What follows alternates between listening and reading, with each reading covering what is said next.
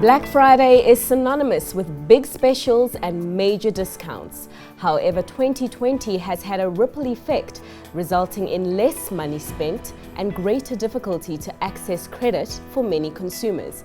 Isana Cordia, Head of Consumer Goods and Services at ABSA Corporate and Investment Banking, joined CNBC Africa to discuss the outcome of consumer constraints on Black Friday and what this means for the future of retailers.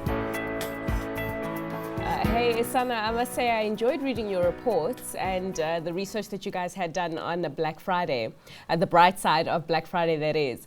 But I suppose just for context, just give us an understanding of how the COVID-19 pandemic did affect Black Friday this year.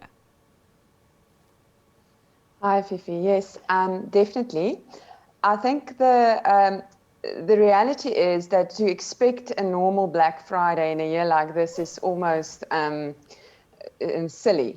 We know that Black Friday takes a lot of preparation from our retailers, up to 6 months in advance, to prepare their stock for a day like Black Friday, which clearly this year wasn't possible for numerous reasons. So it was no surprise that Black Friday didn't look at all like other years. We didn't have the influx, the high turnover trading early in the mornings with people camping outside stores. We also didn't see the deep discounts we saw previous years.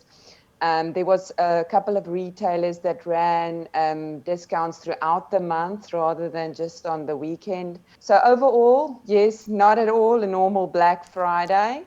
And the data actually confirms, both from ABSA as well as BankServe, that there was a lot lower trading than other years. And I was just looking at the patterns of that trading and the way that consumers shopped, comparing it to what we had seen elsewhere in the world, whereby because of COVID-19 and fears of contracting the virus and social distancing measures, a lot of the shopping took place online as opposed to going to the physical store, as you did say. So just talk to me about that, the migration to online, and also by extension, the impact of Cyber Monday, if Black Friday kind of morphed into Black Cyber Friday itself. Yeah, Cyber Monday almost was a non-event because I think Black Friday, like you say, kind of happened to be online more than anything else. And I think to a big part was also orchestrated by retailers. If you think just the physical threat of getting a lot of people outside your stores with COVID and even the threat of a second wave, it wouldn't have been responsible from retailers to open the stores early, like that. We've seen some stores open previous years midnight, so that would just not have been sustainable. It wouldn't have been a good practice on their behalf. So we definitely saw a spike in online trading. BankServe actually reported 60% higher trading online than previous years, which is a fairly large number. And we at ABSA, at the clients that we obviously bank, have seen a migration to online, going from about 8% of total purchases to around 22%. So that is quite significant. It's almost tripled to the online space when you look at the overall numbers. And you note in your research that our Black Friday here in South Africa actually took place in March before the strict lockdowns, and that's when we saw a huge surge in shopping of items such as groceries and the alcohol and tobacco and also fitness equipment. But I'm interested in this time around in November, what were the big ticket items that consumers were going for? I think that was the interesting part. So traditionally Black Friday, the big ticket items was really sold in the early mornings of Black Friday. So what we see with what we call average transaction values, there was a huge dip in the early morning numbers, and that big ticket numbers didn't take place. And the average transaction value over the day was flat. So we didn't see big ticket sales at all this year. And the other interesting part is that what consumers bought also looked different. So the big benefactors previously in Black Friday is in the general merchandise space and the food and grocery space. those categories both were down in spending this Black Friday. However, home improvement was up. And telling you again, consumers are buying differently. They're not buying the same stuff they used to buy. And also, it does also talk a little bit to the pinch that probably is sitting in consumers' pockets. Overall, this year's just been very different, and the way people shopped have been very different. How they shop and what they shop for has changed significantly. But Tisana, I want to talk to you about the picture that we do see now this year, or we did see this year, and whether it is the same picture that we'll see next year or in the years ahead, especially as now there's a lot of excitement on the vaccines and the potential rollout of the inoculations. The picture that Black Friday showed us, is this a once-off event, or are there elements of what we did see this year that might stay with us in the year ahead? And if so, which are those elements? I think to answer that question, I have to be cautious because nothing this year has taught us all not to look too far ahead and think we know it all, right? So, but retailers is going to relook a lot of things in their businesses, including the supply channels they use. So how they go ahead next year is to be seen in terms of sales. How their stock level management has to come back and refocus and realign themselves to what the consumer wants and how they shop. And all of that, I think, needs to play out through next year to see what they're left with. Yes, I do think in a way Black Friday will come back. I'm not sure that, that it will be as deep as it has in the past. There's a lot of speculation, and there's a big argument to have that does Black Friday really benefit our retailers, or is it more of a hype that we've adopted from abroad?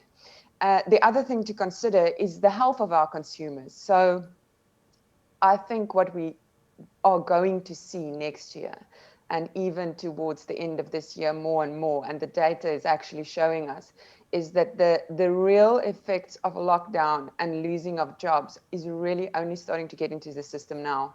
So next year is going to be a tough year for our consumers, whether that will have to drive retailers to have more sales more regularly, look at ways to cheapen their products, to support the economy we're sitting in. All of that has to be seen with how the consumer adapts and how the economy adapts to what's been left in the wake of this year. So let's just talk about the main trends then that have come out, and just starting with the consumer, because traditionally what we did see in previous years is a lot of people maxing out their credit card, having not sufficiently prepared for the big spending of Black Friday.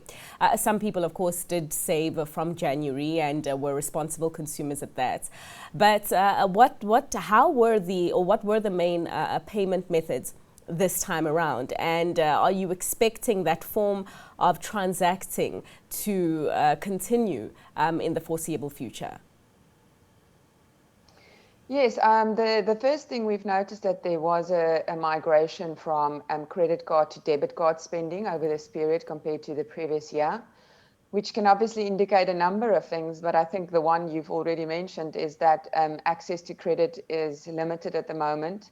It might be that we saw in October huge uptick in spending. Consumers' uptick in the third quarter was 17%, 15% up on previous years. There could be various reasons for that: seasonal changes, people just having to buy things as the kids went back to school, etc. But the reality is, the consumer's health isn't looking great. And it could be that that's why we're seeing a migration from credit to debit card, excuse me. The other thing, we are seeing other slight upticks in other payment methods like tap and go, Apple Pay, and all these fintech type payment methods. And I suppose the reality is that that is going to grow, and how the banks and the retailers adapt their access to these payment strategies for consumers is going to be vital. As consumers, I think, is going to be a little bit more demanding on how they would like to pay and having more comfortable payment methods at hand. But yeah, I think the big thing to note was the migration from credit to debit card.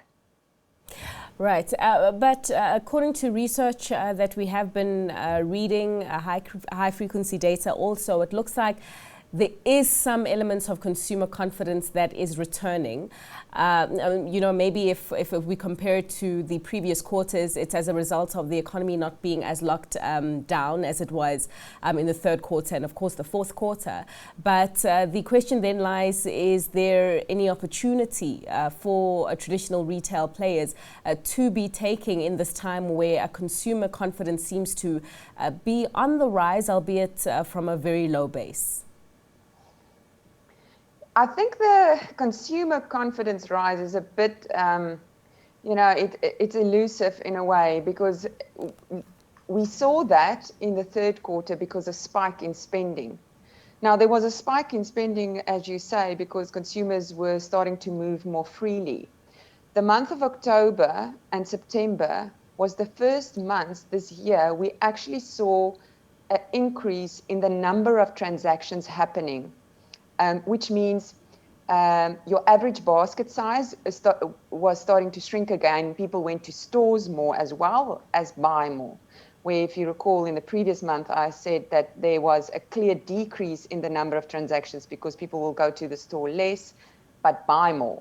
Now we've seen an increase in value, and we also see an increase in transactions, which just shows you that in the month of September and October specifically, people went to stores more, which means they shopped more for those 2 months, which then looks like there's a rise in consumer confidence. But I don't think it was actually a rise in confidence as much as it was that their physical restrictions were lifted and that they became comfortable in moving around in stores more.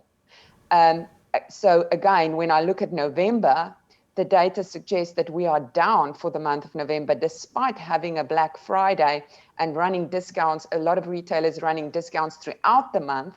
We actually saw a decrease in overall spending in the data that ABSA has of 2.7%, which is concerning, given that, the month before was up 17%. And therefore, my statement that I think the consumer confidence index is a little bit elusive at this stage in terms of what it's telling us. As we head towards the Christmas, just a few weeks away, what kind of spending patterns and data are you expecting to see and record against the backdrop of the current economy? I don't know, really. Every month is a surprise now. It's like opening a lucky packet. I suppose, it has to be up because people are, firstly, I think a lot of people are not going to go away. So there's probably going to be people that, because they don't travel and they don't have big holidays planned, that have excess cash to now spend here locally. So let's hope that that spend comes through. December is a high trading value month for retailers. Mm-hmm. But again, I am very concerned that our consumers are feeling the pinch very badly. Mm-hmm. And most households have had some sort of salary cuts or job loss or both. So, and this is not just the bottom end. This is the middle and some of the upper. It's touching everybody. So it would, in my view, be a fairly muted December if you're going to compare it to previous Decembers. But my hope is that because travel are subdued, that the consumers are spending a little bit more locally because they're not traveling as much. Right. Just, going back to what we are seeing happen elsewhere, because in the past, I think, week or two, we have heard of major store closures coming out of the UK. I believe a store called Debenhams went into business rescue, and also the Arcadia Group that houses the Top Shop and Top Man and Miss Selfridge's bouquet also went into a bit of trouble. I did note, however, recent updates coming from some of our retailers, in fact, property companies talking about store openings, new store openings that are happening in their malls, albeit coming from mainly the SMME sector, but household names as well. So my question then for you is, in this environment in which we are expecting online payment methods to perhaps grow in size and value, and in which we are still expecting a very tough economic backdrop, what is your outlook then for the number of new store openings and new store closures here in South Africa in the foreseeable future? Yeah, I think you got to be careful in what category you speak of. You know, if we speak about food retail and grocery, I think we'll be okay, and there might even be store openings. I think every retailer right now in South Africa is considering how they become more accessible in the rural areas. You would have seen maybe Mr. Price bought Power Fashion, which is a true rural player. So I think you're going to see a lot more of those kind of diversification strategies to make sure, you know, they reach deeper into the markets that they are active in. I do think the online market is going to grow more, and retailers are going to invest in getting a size of that platform. So food and groceries, yes, it's possible that there will be store openings. But when you look at clothing and you look at brands and that kind of discretionary spending, I don't think we'll see growth there in terms of new stores. In fact, I think we'll also witness contractions. Contracting retailers considering merging, or, like I said, diversification into other LSM groups that they haven't been exposed to previously, or other categories like home improvement. So yeah, I suppose you have to distinguish between it because of what consumers are spending on and how, you know, it's going to affect their pockets. So for those reasons, yes, for some categories probably. And I think you're also correct in saying that there might be smaller players that come in certain areas where they capitalize on lower rentals being offered, and in the past they couldn't afford opening a store because it was too expensive. Because I do think the property companies is going to relook their offerings as well to make sure that their properties stay in action and in play. So yeah, I think we're going to see a lot of these things play out. So different strategies, different strokes for different retailers. But in general, I think we need to accept that there will be a contraction of sorts, especially when you look at discretionary spending space, clothing, brands, perfumes, the high-end stuff that is just probably going to become more affordable for the general Joe on the street. Just, Sana, in the main, perhaps if we take it from the viewpoint of the actual retailers themselves, should they be ramping up more investments in their online retail infrastructure? And from a profitability point of view, do you see this avenue contributing a significant portion to the bottom line, as we have seen in traditional spending habits where your consumer goes in store? I definitely think, firstly, the first part of your question, yes, they will have to invest. I think you got to understand, with investing in the online space, we're speaking about multifaceted type of investment. To get the logistics right on both ends are going to be key. And when I say both ends, it's the delivery and the return end. The consumer that has a bad experience with a retailer having buy something and needing to return, and the return is troublesome, or they're struggling, they are going to obviously find it harder to go back to that retailer. So it's a very sensitive market. So if if the retailer wants to play there, they have to absolutely get it right. Otherwise, it's not just let's go online and be online. It's a little bit more tricky than that. Even retailers that's pure play, like Takealot, will probably tell you, and I've spoken to a number of people about this, that that it's easier to get those logistics right in urban areas, in the cities, but it's much harder in the rural areas where you're depending more on outsourcing companies for your deliveries and collecting, and you don't have that that access to the market as freely as you do in urban areas. So it's certainly a very complex issue that they need to invest in and get it right. However, if they don't invest, that portion of the market is lost. And we have seen that it's not only the execution of the transaction, it's the availability, the research that goes on online. Even in the end, if the retailer goes to the store to conclude the transaction, if you weren't online and if your product offering online didn't feel and look good, then that will have a bad impact on getting it right for the retailer. So they have to invest. They don't have a choice, but it's not as simple as just investing. It's really understanding, how you're going to play in that space. I think partnerships are going to be something that needs to be considered clearly, working together, forming, the whole logistic chain is crucial in the experience that the consumer have in this, the look of the feel of your products online. If you go onto a Zara, you see live models moving, the clothes feels and moves, where you go into some of the other retailers, it's flat, and some of it's not even on a model. It looks horrendous. So it's things like that. There's so many nuances.